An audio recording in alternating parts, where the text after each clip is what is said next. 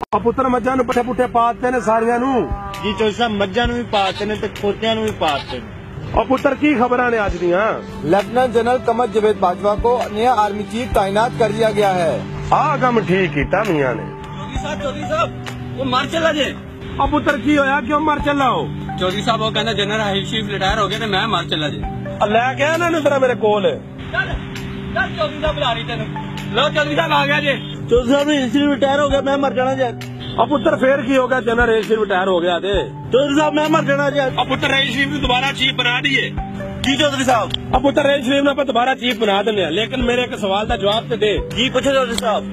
अब पुत्र तेरा मुंह दस ना, वोट किन्नू पाया सी? चौधरी साहब मियां साहब ने दिता सी। अशीदे जी चौधरी साहब। आनू पाना जरा लम्या।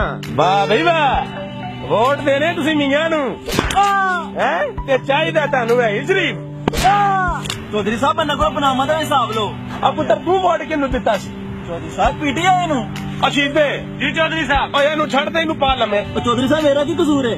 और पुत्र थोड़े भी धरने में जा जाके ना ते कौम साड़ी बगारत हो गई है।